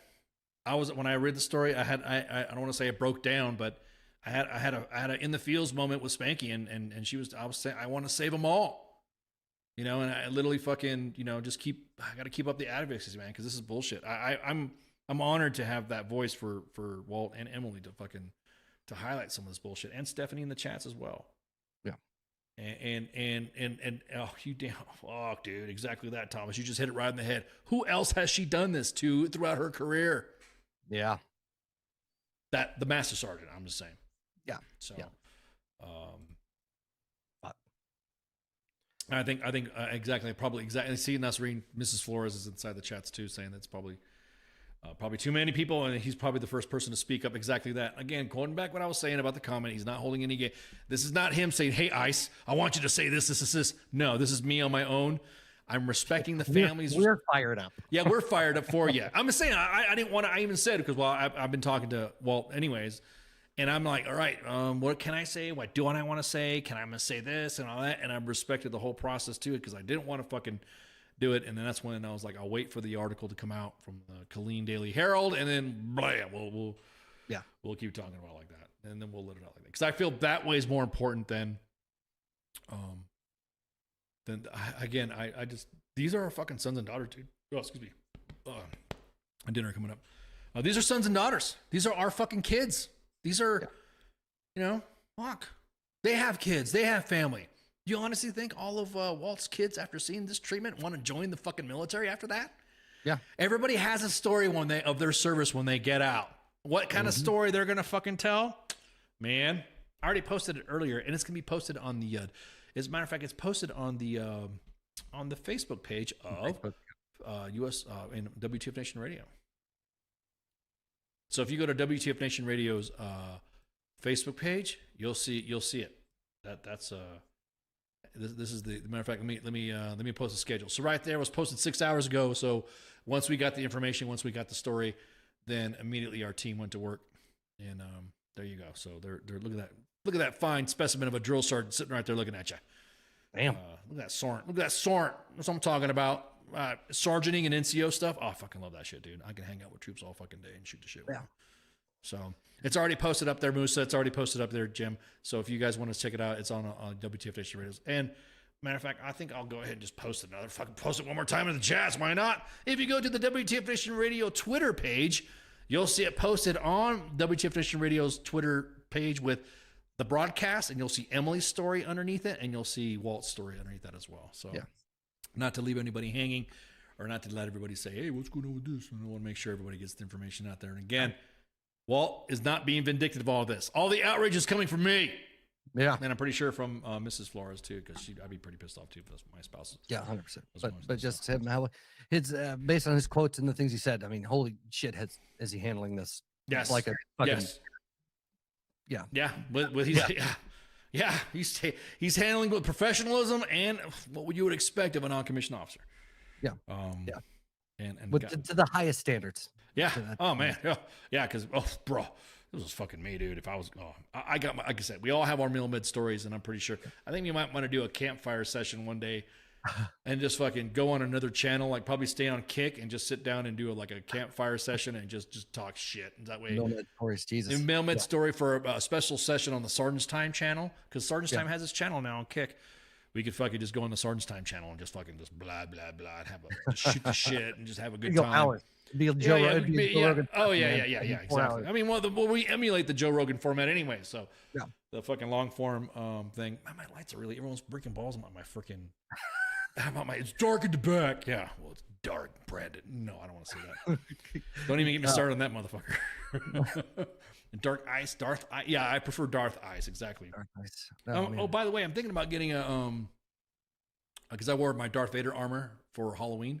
Mm-hmm. I'm thinking about putting like a mannequin with my Darth Vader shit back there, so that way you can see, nice. My Darth Vader. Maybe use his lightsaber to light it. I don't know. Yeah, throw up your real doll with the Darth Vader costume. Yeah, exactly. Well, I mean, I got Star Wars stuff all around me, but people can't see. Like right now, I got my little Darth Vader, my little Darth Vader. I had Star Wars baseball. Yeah, exactly. So it's all Darth Vadering stuff and of excellence. So everyone, come on, Star Wars is Americana. It's America. America. So that's just running this over, man, and I'm just blown away at how well he's handled this shit. Yeah. Oh yeah, check out, I got another quote right here from Shauna L. It's one of the best damn NCOs the Army have ever made, will ever have, mentored thousands, including myself, and never asked for a thing in return except to be treated with dignity and respect. All the way, man. That's what I'm talking about. This will defend. NCOs make it happen, Swart. There we go. I totally fucking appreciate this. Yeah. We would. I could. I think about that. I was thinking about that with CQ. CQ is the guy who helps me out with tech and stuff like that. I'm thinking about doing a fireside chat. I mean, not to brag, but I got a fireside right behind me. I got fireside. Look at right behind me. You guys didn't know I got a fireplace behind me. That's just sitting there, just going. It's beautiful. Maybe and then because I'm planning on doing I got to set up back there. Maybe have because I got the couch. I'm gonna be putting in some other furniture and stuff. Yeah. And then maybe I'll just sit there with a cognac or something like that. Welcome to Sergeant's Time's fireside chats, where today we talk about bullshit in the Army and how you can lead soldiers.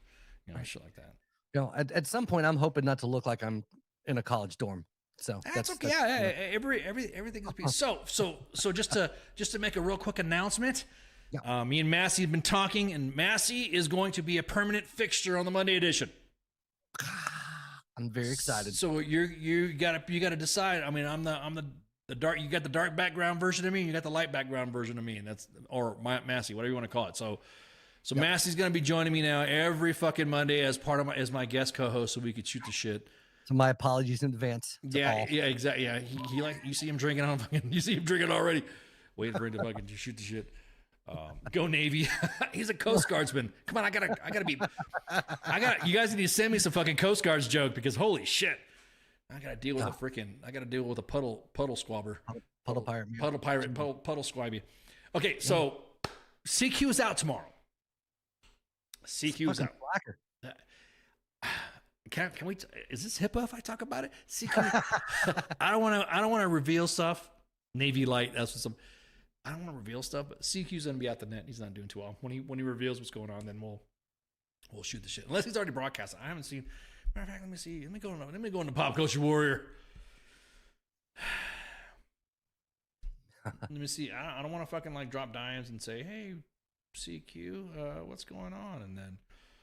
No, he was off to another adventure. Yeah, he's doing his stuff. Yeah, I will wait until CQ allows me to say what's going on. But he's gonna be out the net. He isn't feeling too well, and then we'll be able to give the a diagnosis. I can say diagnosis. I don't want to say that. Fuck it. We just sat there and slammed the whole fucking military medical system and leaders. And here we go. We're talking about this. He posted a picture on Instagram yesterday. The word anybody guess where I'm going? Like the whole where in the world CQ. And and then that was it. The rub and tug. Yeah, that's all I have. Yeah, that's all I got too. That's what he was saying. So yeah, got to kind of fucking. So with that, so we're not going to we're not going to have Pop Culture Warrior tomorrow. So you might see our friends over at From the Ashes Radio joining us on Wednesday for the Smoke Pit. As a matter of fact, I might as well just pull up the graphic. Pull up the graphic here. Bam. Bam. Let me pull up that. I'm not. Your lovely face is not going to be shown right now while I do the graphic. So you can scratch your butt and do what you need to do. So Tuesday, Pop Culture Warrior is not going to be playing tomorrow. Wednesday is going to be the Smoke Pit with Denny Katona. Resilient Rooster. Man, this is I've been kind of like waiting for this show because I like shooting the shit with Danny. And like I said, who was it the one that made the comment in there? You keep going. This is going to go into the Wednesday with the Smoke Pit. Well, guess what? I'm doing a Smoke Pit on Wednesday. How about that, huh? Cash me outside or cash me on Wednesday. I don't know how to use that joke. Cash me outside. Cash me outside. And so Danny Katona is going to be playing, is going to be hanging out. And then Thursday, of course, is Sergeant's time, talking about all mill news. Friday Night Freedom's got a bye week. Got another bye week? Okay, cool. Just double checking.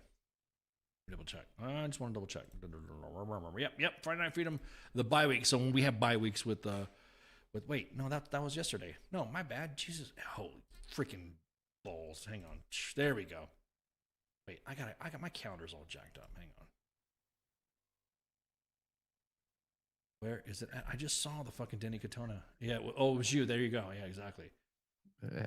There we go. Yeah. No, that's not the. There we go. It was on the 2nd. My bad. I forget. The 2nd of August. Yeah, it was David Cunningham, the stand down sergeant major. Damn it, David! I will broadcast on Wednesday. As a matter of fact, I'll even put my face here on Wednesday as well. I will be broadcasting on Wednesday. How about that, huh? How you like that? See, I'm on Wednesday there now. Anyways, just kidding. No, I'm not kidding. I will be broadcasting on Wednesday. Danny Katona is going to be talking about the Resilient Rooster float. Can't wait. And then if only Pookie was around to help tell when his show was on. Oh, no, I'm just kidding. I was just breaking balls. It was my fault. On the 4th of Friday, we have Sergeant's Time and then Friday Night Freedom. We'll have a broadcast on Friday, the 4th. And then, of course, the Resilient Rooster float is going to be... The float is going to be on Saturday, so you'll be seeing some posts as well. Look for other posts, too. Mom has been out doing some shit, front desk and stuff and all that with some of the previous guests that we've had on air, too. So look at all of our postings and stuff for our propaganda. I mean, our not propaganda.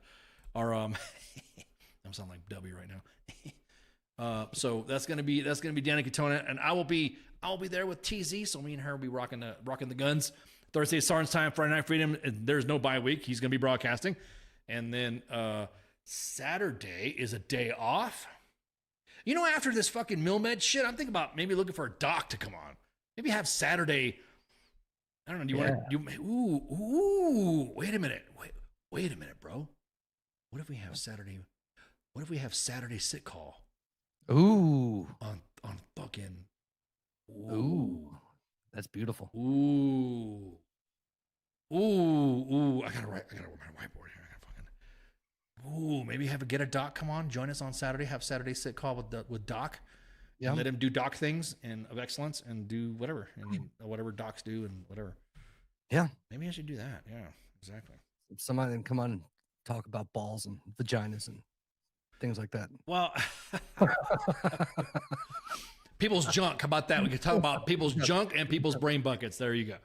Yeah, front butts and back butts. Front butts and brain buckets. There you go. Front butts and brain buckets. So we're gonna have a guest. We're gonna have Kevin Lyle to come on, but he's obviously if CQ's not gonna be around. So, but next Tuesday on the 8th, we're gonna have Little Man, and then again we got every CQ's got guests every fucking Tuesday. He's out. A new show Saturday for Doc Madness? No, not Doc Madness. Maybe it's not going to be Doc Madness. This is going to be the Doc. I don't know. Mill discussion. I don't know. We gotta talk to see because military doctors get away with a lot more shit than fucking like other officers. Because other officers will fucking get in trouble for being on the show, right? Or talking shit or whatever. But a doctor, you kind of like fucking need him, right? So you can fire the fucking doctor for posting a podcast, but talking about... evidently nothing happens to them when they do shit. I'm just throwing that out there. It's so spicy. So hot, man. Massey, you're blending right in. I'm just saying. All right. Well, there you go. So specifically, we want to give a shout out to Pop Smoke Media. We're going to post a story on the WTF Nation Radio Facebook page, but shout out to Pop Smoke Media for that timeline, and bless you, Emily, and rest in peace, sweetheart. I look at that. I look at you. You're about the same age as my daughter. I feel like a dad. I'm talking. You know what I mean? It's like your kids, your soldiers. I don't know. Maybe just a weird. Maybe you're fucking. I always felt like my soldiers were like my kids. I would treat you're mentoring them. You know what I mean? Yeah. And then hang in there, Sergeant First Class Flores, man. We are behind you. And we'll see you in the chats, brother. And again, we'll keep in touch. Mrs. Flores, thank you so much for being inside the chats too. And we are behind you 1,000%.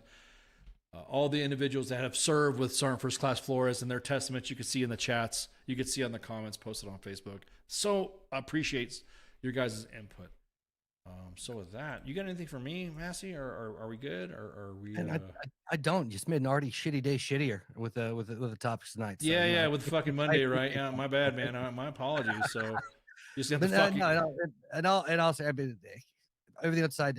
I as always, I appreciate you having me on. I'm looking forward to being part of the family, so to speak. Yeah, dude. Be the bastard stepchild. I'm happy with it. All right, man. Y'all have a good one. Peace out. And I think that we're good, right? We can punch out.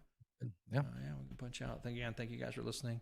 A shout out to Flores family, and especially you, Walt. Hang in there, bud. Keep in touch. Keep in touch with me, brother. We'll be there. So for that, y'all have a good one, and shots. See you. Hey, this is SEAC retired John Wayne Troxel. You're listening to WTF Nation Radio, the station of choice for all of the badass MFers on the planet. The voice of U.S. Army, WTF Moments. This is WTF Nation Radio. I look at, I don't know if I'm allowed to say this, I think it's WTF Army or something. The voice of U.S. Army, WTF Moments. This is WTF Nation Radio. Everything stated on WTF Nation Radio is to be considered the opinion of the person that stated it, and not an official representation of WTF Nation Radio or U.S. Army WTF Moments. Price does not include tax, title, or license. Some assembly required. Each item sold separately. Batteries not included. Objects in mirror are closer than they appear. If conditions persist, contact a physician. Individual results may vary. Keep out of the reach of children. Avoid prolonged exposure to direct sunlight. Keep in a cool, dark place. And please enjoy the show. Shots.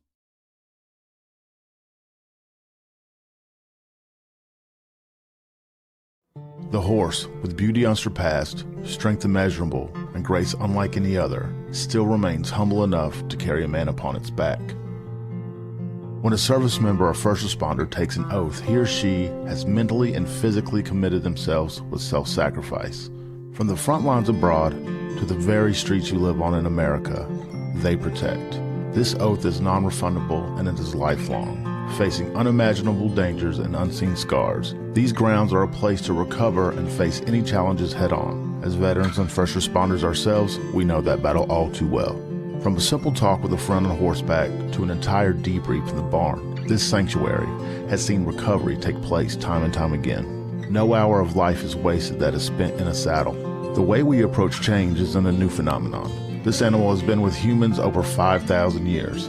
If you've ever been around a horse for long enough, you'll feel that thing, that electric trust. In that moment, nothing else is in your mind. When they turn into you, it's like the world disappears. We harness that moment to build skills off of. Repurposing requires flexibility, adaptability, and the willingness to challenge assumptions and conventional thinking. This approach can be applied to many areas in life, including business, education, and personal growth. To ride a horse is to fly without wings. This lesson and skills learned at war horses will help reintegrate back into daily life. You'll learn coping mechanisms, improved communication skills, trust and confidence that will help reduce symptoms of anxiety and depression. These tools can be used every day to navigate life and take on many challenges. This may involve practicing mindfulness, setting boundaries, improving communication with loved ones. Transitioning back to society is hard on your own. And when you're at war horses, you're family. And families solve problems together.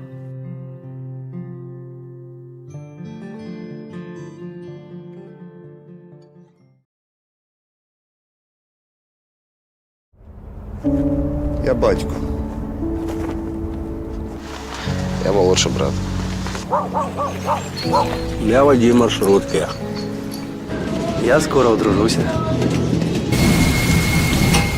Я фанат Шахтера. Начальник отдела продаж. Я прораб. Я программист. Я свидетель на свадьбе.